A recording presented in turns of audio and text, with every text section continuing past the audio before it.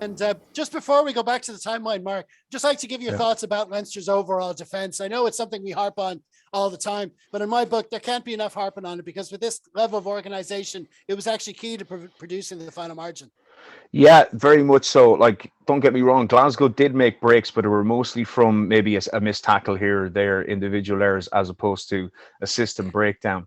The looked at it. I looked at the game quickly last night and a bit more in detail today. And every week, as a coach, and I know I don't want to keep putting my coach hat on, but as a coach, looking at it from the work rate, just simply the work rate of Leinster players to roll out of the tackle and get on their feet.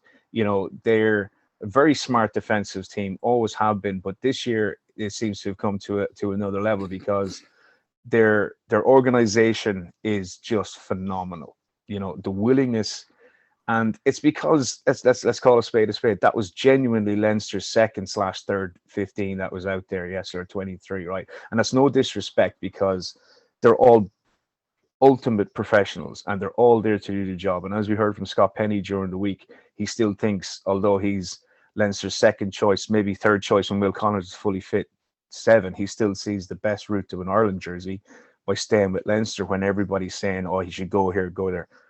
Bullshit. He's getting the best coaching. He's getting the best training. He's going up against players that are the best in our country day in, day out, Monday to Friday. You know, and if he's involved with the team on Saturday or over the weekend, you know, but Scott Penny's actually a guy who, obviously we say death taxes, Scott Penalty Maul try, or Scott Penny Maul try. He yesterday in one instance, sort of 15 minutes into the game or so, epitomized the Leinster defence, because I saw him make about 4 tackles in the space of about 2 minutes, and each of them were chop tackles on your feet, organized. Not only did he organize, but by organizing I mean he gets himself into the best position for his position to make the next hit. You know, he was folding, what we call fold and bounce. He was folding and bouncing correctly. The communication level with himself and probably Ross Maloney early on in the game set the stall out. Max Deegan, I thought, had a cracking game as well, both defensively, which he's not really known for. And if anybody had a couple of missed hits, it was actually probably Rhys Ruddock for once in a blue moon. You know, he probably didn't have his best game, but I thought Penny and Deegan, along with Maloney, controlled that defensive shape for the majority of the game, and along with the 2 lads in the centre. It's always vital that your back row and your centres dictate line speed, they dictate organisation around there. And another fella that needs a big shout out is Luke McGrath. 9s are massively important in good defensive organisations and when to step into the line and when to sweep.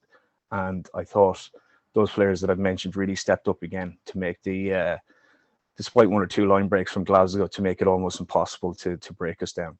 Absolutely. And you could see it in Glasgow's play as well, because I mean, it's not like they were just doing the same 1-out runners or something the whole game. They were trying all sorts of ways to get us. They took every opportunity. I noticed after the tries, I was just finishing taking down notes from the try, and I look at it, they've already taken the kickoff. They were speeding things up, trying to take every opportunity they could to get an edge on us, and we had to scramble. Sometimes we had to do it, but they were still able to cope. What did you think, Keego? Yeah, I loved it. Just in terms of the defense you're talking about, everything is very organized. The fitness is off the chart. My worry is, and the same in the big jersey, because we are so fit, we are so well organized, we almost, we say take your shot sometimes. We'll talk about it later in the notes, but there's no stat in terms of possession or territory where it was a fail in the leaving cert in terms of percentage. You know, we, as comfortable as we were yesterday and as comfortable as we are in general, I do worry when we're soaking that much. But again, it was never a problem at this stage. But when we get to quarterfinal, semi-final, final, fingers crossed, I'd be wary if we use that game plan going forward. But that's for another day. I personally don't think we'll play a team as naive as Glasgow in those later stages, because you come away to Leinster, you want to, you look at those stats, as you said, we failed in some stats on paper, but the lack of kicking game from Glasgow allowed us to reset our defensive line so quickly, so often, because they didn't offer anything. You know, you got to have a plan B, plan C when you play against the better teams in the league. And I'm amazed that a team with 3 relatively callow guys in the back three weren't tested more with the ball in the air. You know, Osborne's a great fullback, but he's not. He's played mostly at outside centre. You know, Russell hasn't been tested.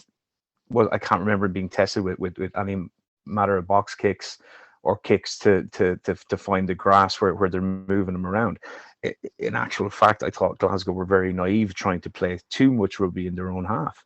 And when you do that and you've got as good defenders, and as Keego said, the fitness level's off the charts, it is a worry going forward. But on games like this, when our second choice guys look very, very comfortable in defence, you'd expect more from a team like Glasgow.